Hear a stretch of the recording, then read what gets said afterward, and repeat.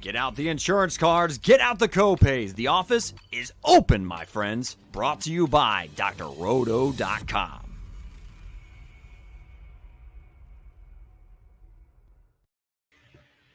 Live and direct. We are the One and Done Show. We are your fast break of college basketball information, and we have got a big one in store for you today.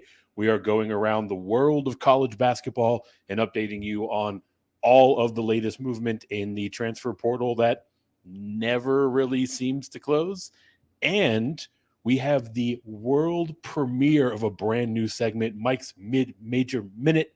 Close it out with a few other notes from around the world of college basketball.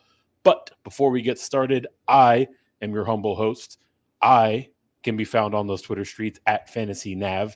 You can do your part in this endeavor. Scroll on over and hit those like and subscribe buttons. And he is the OG Money Mike. He is the most venomous of men. He is the captain of our ship at Green Screens Media. He is MC Holland34 on Twitter. He is Mr. Mike Holland. Mike, welcome in. How you feeling on a Monday? I am feeling great, my friend. Glad to be on the show with you tonight. Our guy, Jay Heinrich, getting the night off. So looking forward to, he's not here. Where is he? But I'm doing great, man. I'm feeling revitalized. You know, I got the buzz cut about a week ago, and now I've added the facial hair removal. So I'm feeling young and spry because we got to attack this transfer portal again. And if you guys haven't seen it on drroto.com, I did update my top 300 board. We're going to talk about some of these guys that have just entered. It feels like this thing is going to stretch into July, maybe even some early parts of August here, especially with summer classes ending around that time. So, hey, look, if you haven't checked out our coaching interviews as well, you're missing out. I mean, we've got Coach Alford that we just talked to from Nevada, Coach Bennett from St. Mary's on there, Coach Pope from BYU, and many, many more. So please check those out if you haven't. And I'm also been busy working on conference previews. Get a little bit of a snippet on one conference here during our mid-major minute. So stick around for that. Yeah, we will definitely get a sneak preview of all of the work that Mike's been doing in the lab as we get into that mid-major minute. But before we get into that, let's jump into the world of the transfer portal. Mike, you mentioned a moment ago that you did some updating to your big board over at drroto.com. And the first player we're going to talk about is someone that is firmly installed on that big board. That is Alabama guard Javon Quinerly. Comes in the top 25 of that updated big board, number 21 to be exact. This guy, I mean, we've talked about Alabama having a ton of backcourt depths. Now it's kind of thinning out a little bit, at least with the exit of Quinerly. But Quinerly himself played 37 games last year, about 9 points per game, about 4 boards per game, and 36% from range on pretty limited minutes. So would seem to me like he's probably hitting that portal to kind of see where he can get a little bit more run out in the world. But what's your take on Quinerly? Yeah, this one's kind of surprising. Wasn't thought that he was going to jump into the portal after announcing about a month ago that he was staying. But, these are college kids and you have the right to change your mind. And look, he tested the NBA waters, decided to come back to school, and will now be finding another home, it looks like. Now there's always potential for him to maybe try to make his way back, but this one looks like the ship's kind of already sailed. And he's a quality playmaker. He's a really good outside shooter, 36% from three last year. And he can take over a game. He only played 21 minutes. So, when you look at his per 30 and per 35s, and you look at some of the games where at the end of the year he was playing major minutes, he was putting up some pretty big stat lines. So, that's why he had to be inserted into our top 25. Memphis is being linked early. I wonder why. Coach Penny out there, right, knows what to do with a good point guard. Along with Miami, Illinois is going to jump in there, and some other schools. So it'll be interesting to see where he falls. What are your thoughts? Yeah, it's not surprising at all to hear some of those names that you mentioned in terms of his short list of schools, right? You've got programs like Memphis and Illinois that have a clear need, right? Illinois has a very direct gap in their roster in a role that he can fill. Penny looks like he's trying to fill out his starting rotation exclusively through the transfer portal yet again. And our guy, Jim Larrañaga, down in Miami, more guards than Shawshank, right? So definitely talking to the usual suspects and with teams that make a lot of sense. And like I mentioned off the top, Alabama's got good depth in their backcourt, so it doesn't bottom them out. But I mean, Quinerly's certainly a player that any coach and program would miss having out there. And I think it's ultimately going to hurt. But with Nelson, answering that big question in their front court, Stevenson joining the front court as well, it looks like they're going to have a pretty balanced approach and attack overall. So not the best news, but still like Alabama to be competitive in this year's SEC. Moving over to UCF, we've got Ithiel Horton hitting the portal. Another guy that made it into your updated top 300 over at drroto.com, number 220 to be exact.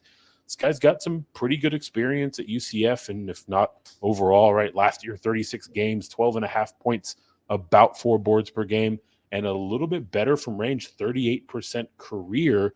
Last year had a little bit of a slump, relatively speaking, finished the season at 35% behind the arc. So, Mike, I know that we're not seeing a ton of UCF coverage nationally, so tell the people out there what they need to know about Horton. Yeah, well, Horton is well-traveled, and if Jay were on the show, he would be saying, how can this guy be going on his fourth year or fourth school? And that's just how it is these days, the COVID, the grad transfer rules, so the one-time transfer rules, the waivers and everything. So he started his career at Delaware, had a really nice season, then 2 years at Pitt, and then UCF last year.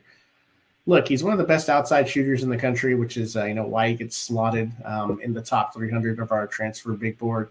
And he's had some trouble staying on the court, but when he's been there, I mean, he's been someone that plays 30 minutes a game, so he's used to a pretty significant role.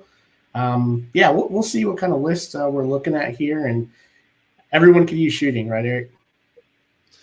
Yeah, I mean, to say the least, right? There are so many teams that we were talking about, down the stretch run and getting into tournament time where it felt like they were a reliable shooting piece away, right? So we'll see, where Horton can plug in and play that role out in the open waters of college basketball. And obviously, UCF, I mean, this is a bit of a gut punch, right? You don't see that type of outside shooting talent. You don't see that type of athleticism, making their way into the mid-major ranks all that often. And now UCF, they're going up to play with those big boys in the Big 12, right? So they were going to need and are going to need a full stable of talent at their disposal. And at least for the moment, they will be one man down. We'll see how this all shakes out, both for Horton and for UCF.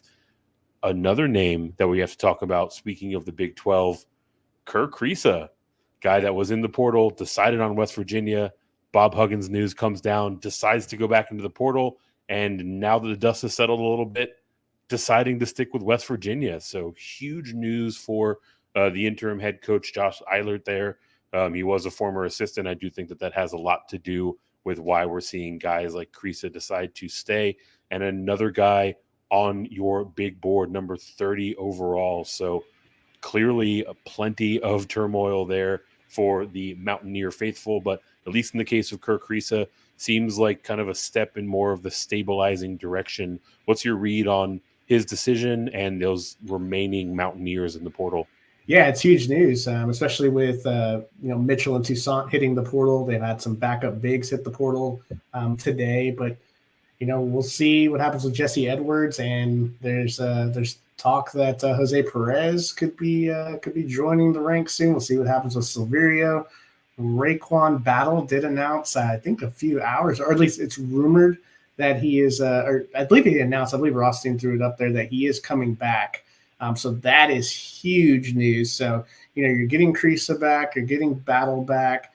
We'll see kind of what happens with these other guys, because the haul that they got was considered to be number 1 or number 2 in the country in this transfer portal. So, getting Josh Eilert, obviously someone that's in that program. The NIL package has always been really good at West Virginia, so I think that played a key role. But this is a really nice, kind of first step for Coach Eilert, and we'll see if he's able to maybe pull a Rodney Terry and pull that interim tag off. If he's able to keep some of these guys and they have a pretty successful season. Yeah, I mean, if they hang on to the majority of this year's class and some of their returning starters, and Coach Eilert makes a similarly deep run as Rodney Terry, wouldn't be surprised at all if he gets to peel away that interim tag. And I think I would be remiss at this point to not show a little love to our guy, Jay Heinrich. He actually called this on last show that we were out here, that he thought we were going to see the interim, or rather see the assistant get the interim tag and see Kriisa stay here in Morgantown. So shout out to our guy, Jay Heinrich, or Jay Stradamus, as we like to call him. Like Mike mentioned off the top, not on the show tonight, but definitely show him a little bit of love. He is at Dr. William Cannon on Twitter. You can get his other prognostications and various other postings there. And, you know, with this dust settling, at least with regard to Kerr Kriisa, the story's not over clearly for West Virginia, right? Another name that you mentioned, another player that you're familiar with from his time there in Austin, is Trey Mitchell. And he wastes no time committing to Kentucky, right? You know, you look at sort of this journey for Trey Mitchell, going to Texas, going to West Virginia, now going to Kentucky, all teams that have a little bit of NIL money at their disposal, right? So obviously Kentucky's looking for a place to spend that money that was kind of carved off for Oscar Tshiebwe. I'm sure Trey Mitchell taps into that. He comes in at number 65 on your big board and really is a huge stabilizing force for these Wildcats. So what do you think about his decision to head over to Kentucky? What do you think about the pace at which he made it and ultimately his impact on the Wildcats? Yeah, this took no time. What was that, like 48 hours, 72 hours? In the portal for a cup of coffee. Yeah, exactly. But this is huge news for Coach Cal, because 2 weeks ago we were talking about, you know, this is going to have to be like a Fab Five season. And now you get, you know, Reeves back in the fold, so you get shooting and experience, which is what they were lacking. And you get a big man now that has the same pedigree, right? He's a shooter. He can play inside and outside, shot 36% from three. And he's another guy that's played over 100 games. And he's, you know, played at West Virginia and Texas in the Big 12, started at UMass, where, you know, he really made a name for himself. So another guy, you know, could be playing for his fourth team, which is kind of crazy. But look, this now puts Kentucky at the top, or at least, you know, punching top three there in the SEC. Is now you put all these 5-star freshmen with, you know, Reeves and Trey Mitchell, and now all of a sudden this team looks really good. So pretty interesting times for Kentucky. I could leave it up to Coach Cal to you know, to kind of take advantage of all this mess here in the last last week or so. Yeah, I mean, talk about an agent of chaos, right? we broke down this Kentucky recruiting class a couple weeks ago. All of those points still remain in terms of our analysis of those incoming freshmen. But at the time, the concern was, can Cal pull the rabbit out of the hat again and do it with an entirely freshman-led starting five and crew? And a few short weeks later, all of a sudden, you know, we're looking at a team that introduces some experience with Mitchell. They managed to retain some experience with Reeves. I heard you kind of stumble over where to slot them in terms of the SEC. I don't want to say at the top, but I want to. I feel like you can say definitively they're going to be competitive in this conference now, right? And a few weeks ago, you know, obviously nobody wanted to count Cal out, but they had a long road in front of him before anyone was going to say that definitively. And now this portal season continues to drag on, and Cal is picking his spots. He's getting some key pieces for his roster. Another key piece coming in from Arizona State is for Devan Cambridge. He was someone that actually transferred over to Oregon, and he pulled the old okie doke. He switches, going over to Texas Tech now. He is 186 on your big board, played 36 games last year, a smidge under 10 points a game, about 5.5 boards. Obviously, if Jay were here, he would be getting on the soapbox for Oregon, but he is not. So we will talk specifically about Cambridge and his fit with the Red Raiders. Yeah, so Texas Tech done a good job of, you know, bringing some guys in. You know, new head coach Grant McCasland coming over from North Texas, and it's going to be a pretty competitive roster in year one. You know, Cambridge, like we've talked about, you know, some of these guys, brings a lot of experience, but the difference is he's a really tough kid. So expecting him to, kind of bring that Texas Tech attitude that you've found over the last, 10 years or so. And yeah, this is a nice starting block here for McCasland. Let's see what he's able to do with this roster. It's gonna be led by Pop Isaacs, and yeah, some other guys. We'll see that. We'll see what they can do. They lost a lot in the portal, obviously, with the coaching transition and everything. So, Texas Tech, they're always gonna be a tough team in the Big 12, and we'll see if Cambridge can mix it up and bring them 20 to 25 minutes of some of that toughness. Yeah, absolutely. And this makes up for, a pretty sizable loss in Deshaun Jackson, who flipped back to Charlotte. The word is that, health may have been a concern there, but Deshaun Jackson is actually not the only player that we're going to talk about here in the ranks of the mid-majors. Like we mentioned about it off the top, we have the world premiere of a brand new segment. Let's check out Mike's mid-major minute.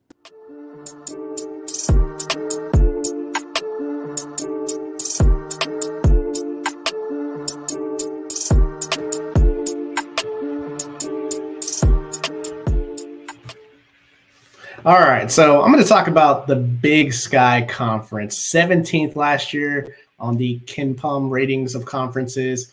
Last year, Eastern Washington, Montana State, and Weber State finished 1-2-3 in this conference. Eastern Washington, they won the regular season title under Coach David Riley, who we actually interviewed this offseason. So check out that interview when you get a chance. He's got a very fun offense, 66th in the country last year in efficiency. It was led behind Conference Player of the Year, Steele Venters, who is now off to Gonzaga this offseason. Montana State grabbing that 2 spot, but actually earned the Big Sky bid there, earning the 14 seed by winning the conference tournament. They defeated Northern Arizona. Coach Danny Sprinkle, we know, is now off to Utah State, but he had the Bobcats playing some great defense. I mean, they were top 100 in the country in defensive efficiency. They rode Washington transfer Raekwon Battle, who we talked a little bit earlier. He's now at West Virginia, so a little bit of a depleted roster, new coach there at Montana State. And then Weber State turned in a really solid year in the first year for Coach Eric Duft. Another strong defensive team, 109th in defensive efficiency. They feature one of the top mid-major players in the country in Dylan Jones. He averaged 17, 11, and 4. So you fast forward, that was last year. Looking at this year, all the breakdown, all the attrition in this conference. And at the top, I have Weber State, head and shoulders kind of above everyone else. Eastern Washington, second there in my pecking order. And then Portland State to be the third team there. Now, why Weber State? Well, they return all 5 starters, and you get one of the top mid-major players in the country to come back in Dylan Jones. This is now head coach Eric Duff's second year. You have KJ Cunningham, Stephen Verplanken, Dyson Kohler, Dylan Jones, and Alex Chu, all coming back this year. That's going to be really, really tough for the rest of these teams in this conference. Eastern Washington, they still have Coach Riley doing his thing. They did lose Steele Venters. Angelo Allegri is not there anymore, but we've got a great system in place. They returned 3 starters. You got Tyrese Davis, Casey Jones, and Ethan Price. They also got Wyoming transfer and former UCLA 3-point marksman Jake Kyman coming in. So another fun roster. Portland State, look, probably didn't hear much about them last year. They return a majority of their roster. They do lose their star guard and Cameron Parker, but they definitely have enough to make up the difference there. Even though they went 12-19 last year, they played the country's 8th fastest tempo, and they're returning a ton of players. Jarrell Satterfield averaged 13 points a game. Bobby Harvey's back. Hunter Woods think could be in for a big year, averaged 10 points last year. Isaiah Johnson. Look, they have 6 seniors and 5 juniors on this roster, and you got Texas Tech transfer forward KJ Allen in the portal. So one of those, spin down transfers that can have a big year, a la a Raekwon Battle last year for Montana State. So I'm looking for those 3 teams to do damage, but keep your eye on Weber State, especially Dylan Jones, man. This guy is a handful and a lot of fun to watch. That's going to do it for our first episode of the Mid-Major Minute.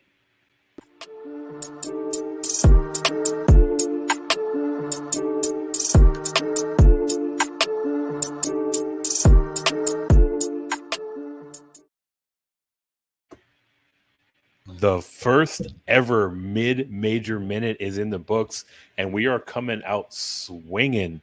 Mike has been blowing up me and Jay in our production text, talking about the strength of this Big Sky Conference, and it is for good reason, right? This is a conference where, last year we were breaking down the conference tournament, and we're actually surprised by, just the quality of play therein and how strong some of these units looked. And that trend is probably going to carry forward into this season.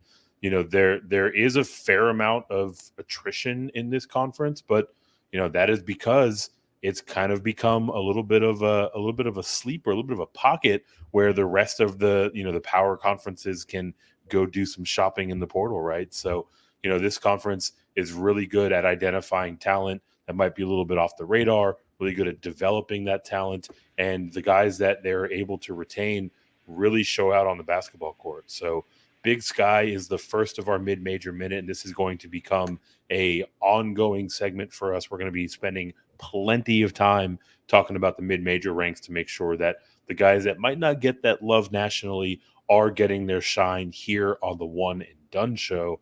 And the last bit of shine that we have, more news and notes from around the country. We obviously can't have a live stream without weaving in a little bit of UT propaganda. Mike, tell us about the former Kansas signee that has chosen burnt orange. Yeah, Chris Johnson announced earlier today that he is going to Texas. So a big pickup here for Coach Rodney Terry. We're wondering if we were going to fill out the rest of this roster here down in Austin.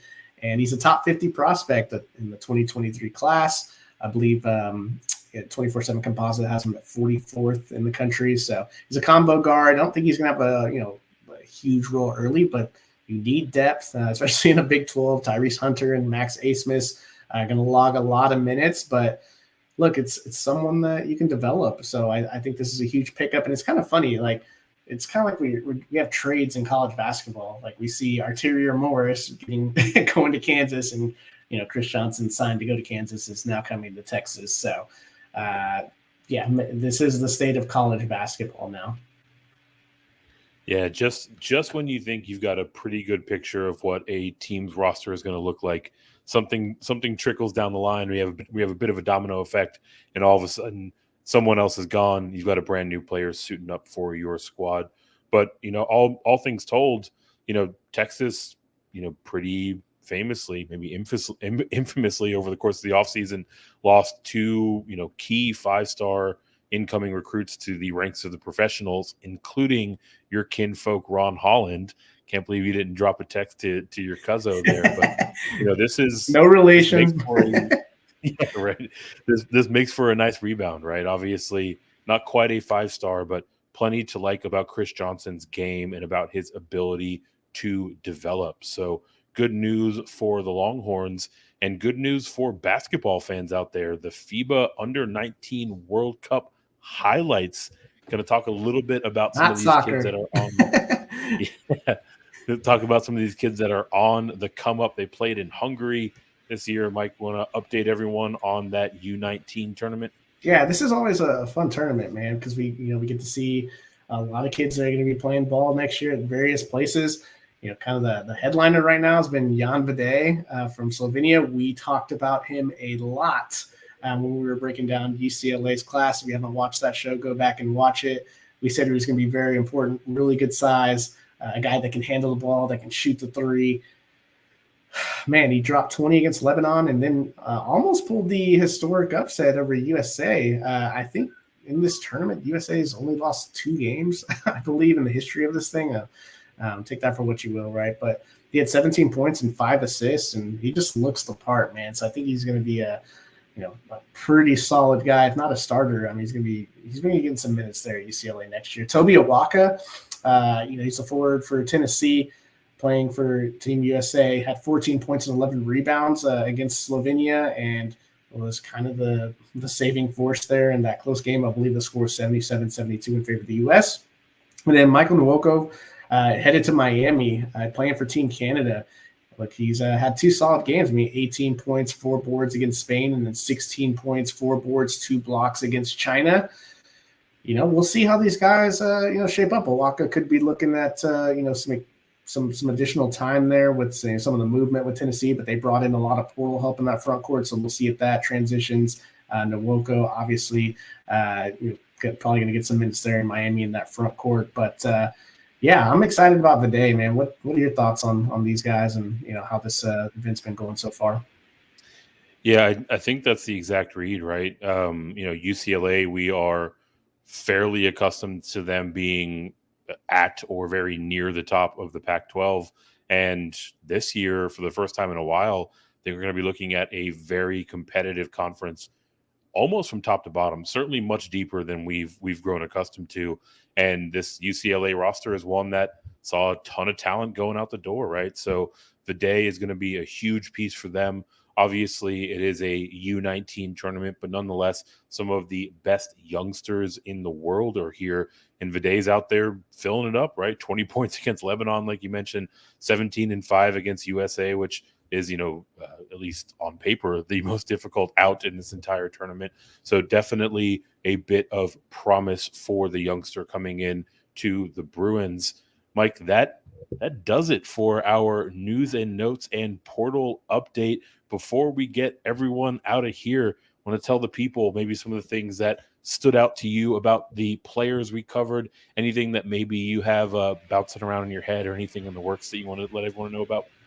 Yeah, bouncing around my head is, where is Kentucky in the SEC? Like, I don't know, five stars, and then these two guys, one Reeves back and now Mitchell. They got a lot now, so I'm, you don't sleep on them, winning the SEC here. And then, it's just interesting following this whole West Virginia thing. Like, unfortunately with Bob Huggins, that, sad to see that happen, but hopefully he gets the help he needs. Coach Eilert, man, it's big, man, getting Kriisa to come back. We'll see what happens with Joe Toussaint, who's a very solid bench piece, but you're getting Kriisa back, you're getting Battle back. There hasn't been much word on Jesse Edwards, who, that would be a huge loss if they, lose him to the portal. So the Manhattan guys, Perez and Silverio, it wouldn't surprise me if they got into the portal. They've had a rough couple of years just with their coaches getting, let go. So, it'll be interesting to see. And this portal thing, it feels like it's never going to end. So we'll keep you guys up to date as we're doing shows 2-3 times a week. And I'm just looking forward to it, man. We've almost reached July, which is kind of the midway point of the off season, and looking forward to dropping these conference previews as we head into August. Man, do we sleep in July? My money's on no. We will not sleep. We will continue to serve up this college basketball content. And like Mike mentioned, feels like the transfer portal is always churning. But fortunately for you, we have a resource over at drroto.com. Not only is there the current top 300 big board, but Mike is updating that thing fairly often. And with support from guys like Jay Heinrich here in the comments, maybe, just maybe, we're looking at a top 500 board. Maybe for next season. Maybe. Right? We'll pump the brakes a little bit. You did great going from 100 to 200 to 300. 500 is possible. Get in those comments. Apply that heavy pressure. Let Mike know that it's what the people want. Mike, at his core, is a man of the people. That is why you should follow him over at MC Holland 34 on Twitter. If you want to see the nonsense that I'm putting out into the universe, you can check me out at Fantasy Nav. Make sure, if nothing else, you are liked and subscribed to this here YouTube channel so that you can catch all of the content that we are pushing out pretty much every other day, at least multiple pieces a week. We're going to continue down the coaching interview path. We're going to ramp up some of our reporter interviews.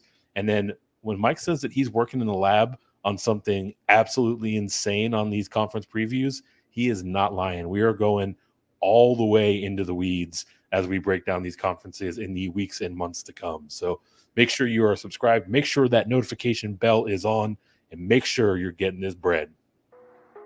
Thanks for stopping by the office. Get your fantasy prescription by subscribing to the channel and checking out drroto.com. And until the next visit, be well and take care.